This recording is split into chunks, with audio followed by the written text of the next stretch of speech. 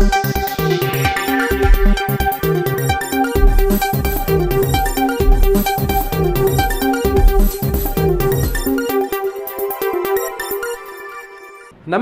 ಈ ನ್ಯೂಸ್ ಟಿವಿಯ ಸ್ಪೀಡ್ ನ್ಯೂಸ್ಗೆ ಸ್ವಾಗತ. ನಾನು ಲೋಕೇಶ್.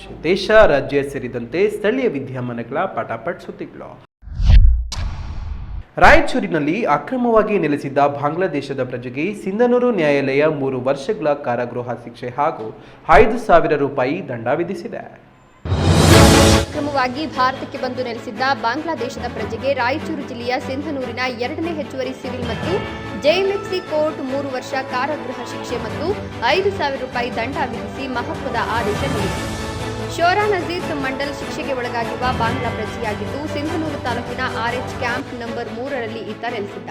ಸುಮಾರು 10ರಿಂದ 12 ವರ್ಷಗಳ ಹಿಂದೆ ಭಾರತಕ್ಕೆ ಅಕ್ರಮವಾಗಿ ಗಡಿ ದಾಟಿ ಬಂದಿದ್ದ ಶೋರಾ ನಜೀರ್ ಬಳಿಕ ಬಾಂಗ್ಲಾ ನಿರಾಶ್ರಿತರ ಕೇಂದ್ರಗಳಿರುವ ಸಿಂಧನೂರು ತಾಲೂಕಿನಲ್ಲಿ ವಾಸಿಸಿದ್ದಾರೆ.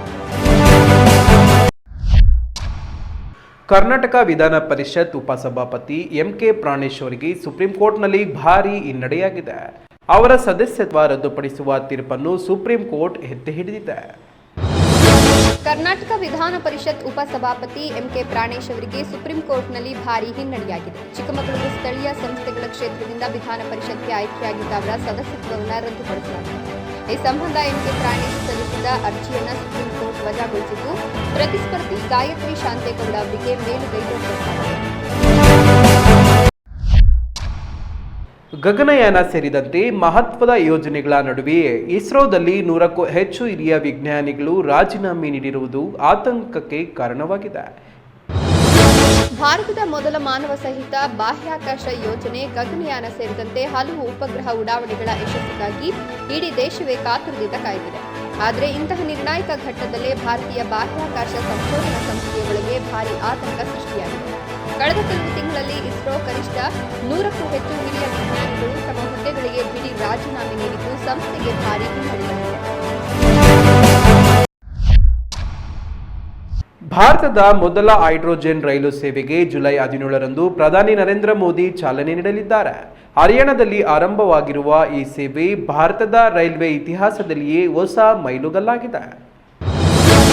ಭಾರತದ ಮೊದಲ ಹೈಡ್ರೋಜನ್ ರೈಲು ಜುಲೈ 17 ಶುಕ್ರವಾರ ಬೆಳಿಗ್ಗೆ 7:40ಕ್ಕೆ ಪ್ರಧಾನಿ ಮೋದಿ ಅವರಿಂದ ಚಾಲನೆಗೊಳ್ಳಲಿದೆ. ಹರಿಯಾಣದ ಜಿಂದ್ನಿಂದ ಸೋನೆಪತ್ವರೆಗೆ 89 ಕಿಲೋಮೀಟರ್ ಮಾರ್ಗದಲ್ಲಿ ಈ ರೈಲು ಸಂಚರಿಸಲಿದೆ. ಜಿಂದ್ ರೈಲ್ವೆ ನಿಲ್ದಾಣದಿಂದ 7:40ಕ್ಕೆ ಹೊರಟು ಸೋನೆಪತ್ ನಿಲ್ದಾಣಕ್ಕೆ 9:40ಕ್ಕೆ ತಲುಪಲಿದೆ. ಈ ರೈಲು ಸೇವೆ ಪಾದಾರ್ಪಣೆಗೊಂಡಿರುವುದು ಭಾರತದ ಪಾಲಿಗೆ ಮತ್ತೊಂದು ಐತಿಹಾಸಿಕ ಮೈಲಿಗಲ್ಲಾಗಿದೆ. ಹೈಡ್ರೋಜನ್ ಶಕ್ತ ರೈಲು ಸೇವೆ ಆರಂಭಿಸಿರುವ ಕೆಲವೇ ದೇಶಗಳ ಗುಂಪಿಗೆ ಭಾರತ ಸೇರ್ಪಡೆಯಾಗಿದೆ. ಇದು ವಿಶ್ವದ ಅತಿ ಶಕ್ತಿಶಾಲಿ ರೈಲು, ಅತಿ ಉದ್ದದ ರೈಲು ಇತ್ಯಾದಿ ವಿಶೇಷತೆಗಳನ್ನು ಹೊಂದಿದೆ. ಅಮೆರಿಕ ಇರಾನ್ ಸಂಘರ್ಷ ತೀವ್ರಗೊಂಡಿರುವ ಹಿನ್ನೆಲೆ ಹಾರ್ಮುಜ್ ಜಲಸಂಧಿ ಮತ್ತು ಪರ್ಷಿಯನ್ ಗಲ್ಫ್ ಪ್ರದೇಶದಲ್ಲಿ ಸಂಚರಿಸುವ ಹಡಗುಗಳಿಗೆ ಭಾರತೀಯ ನಾವಿಕರನ್ನು ನಿಯೋಜಿಸದಂತೆ ಕೇಂದ್ರ ಸರ್ಕಾರ ಆದೇಶಿಸಿದೆ. ಅಮೆರಿಕ ಮತ್ತು ಇರಾನ್ ನಡುವಿನ ಯುದ್ಧ ತೀವ್ರಗೊಂಡಿರುವ ಹಿನ್ನೆಲೆಯಲ್ಲಿ ಮಧ್ಯಪ್ರಾಚ್ಯದ ಪ್ರಮುಖ ಸಮುದ್ರ ಮಾರ್ಗವಾದ ಹಾರ್ಮುಜ್ ಜಲಸಂಧಿ ಮತ್ತು ಪರ್ಷಿಯನ್ ಗಲ್ಫ್ ವಲಯದಲ್ಲಿ ಸಂಚರಿಸುವ ಹಡಗುಗಳಲ್ಲಿ ಭಾರತೀಯ ನಾವಿಕರನ್ನು ನಿಯೋಜಿಸದಂತೆ ಭಾರತ ಸರ್ಕಾರವು ಶಿಪ್ಪಿಂಗ್ ಕಂಪನಿಗಳಿಗೆ ಕಟ್ಟುನಿಟ್ಟಿನ ಆದೇಶ ಜಾರಿಗೊಳಿಸಿದೆ. ಕಳೆದ 3 ದಿನಗಳಲ್ಲಿ ಈ ವಲಯದಲ್ಲಿ ನಡೆದ ದಾಳಿಗಳಲ್ಲಿ 2 ಭಾರತೀಯ ನಾವಿಕರು ಪ್ರಾಣ ಕಳೆದುಕೊಂಡ ಬೆನ್ನಲ್ಲೇ ಈ ದೊಡ್ಡ ನಿರ್ಧಾರ ಹೊರಬಿದ್ದಿದೆ. ರಾಯಚೂರಿನಲ್ಲಿ ಬೈಕ್ ಕಳ್ಳತನ ಪ್ರಕರಣದ ತನಿಖೆ ವೇಳೆ 18 ಬೈಕ್ಗಳ ಸರಣಿ ಕಳ್ಳತನ ಜಾಲವನ್ನು ಪೊಲೀಸರು ಭೇದಿಸಿದ್ದಾರೆ. ಬೈಕ್ ಮೆಕ್ಯಾನಿಕ್ ಸೇರಿ 2 ಆರೋಪಿಗಳನ್ನು ಬಂಧಿಸಲಾಗಿದೆ.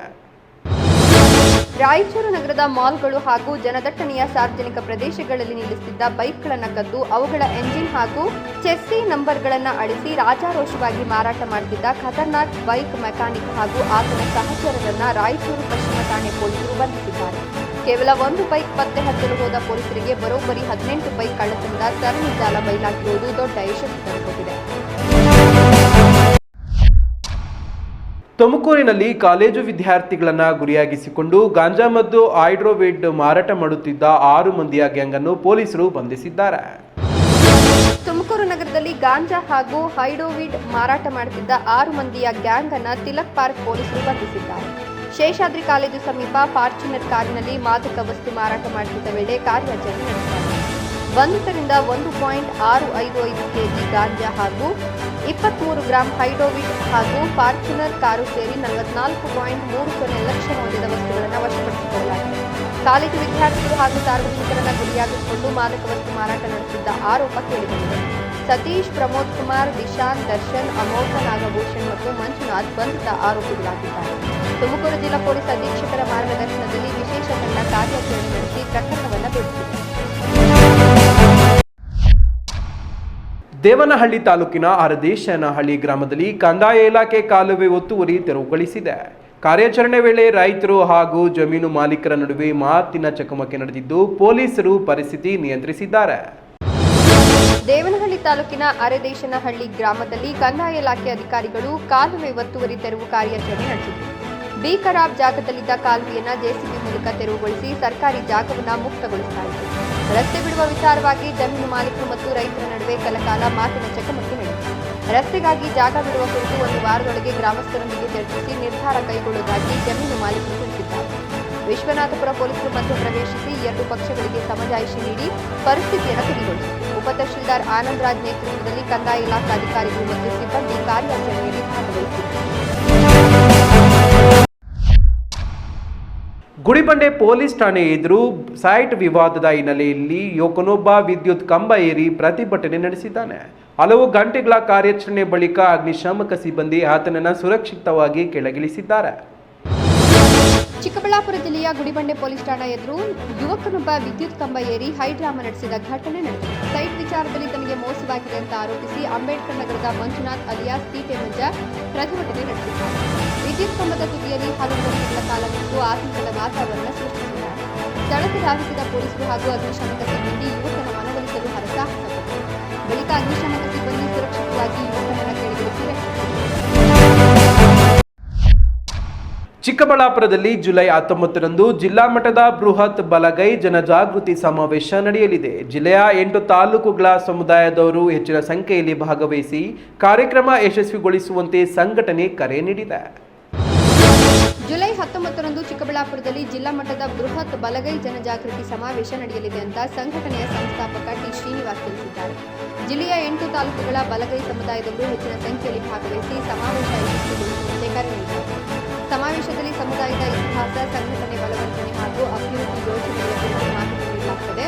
ತಾಲೂಕು ಹಾಗೂ ಹೋಬಳಿ ಮಟ್ಟದ ಜಾಗೃತಿ ಸಮಿತಿಗಳನ್ನು ರಚಿಸಿ ಸಮಾಜದ ಅಭಿವೃದ್ಧಿಗೆ ಒತ್ತು ನೀಡಲಾಗುವುದು ಎಂದು ತಿಳಿಸಿದ್ದಾರೆ. ಈ ನ್ಯೂಸ್ ಟಿವಿಯ ಸ್ಪೀಡ್ ನ್ಯೂಸ್ ಜೊತೆಗೆ ರಾತ್ರಿ 8:30ಕ್ಕೆ ತಪ್ಪದೆ ವೀಕ್ಷಿಸಿ ಈ ನ್ಯೂಸ್ನ ಮುಖ್ಯ ಸಂಚಿಕೆ.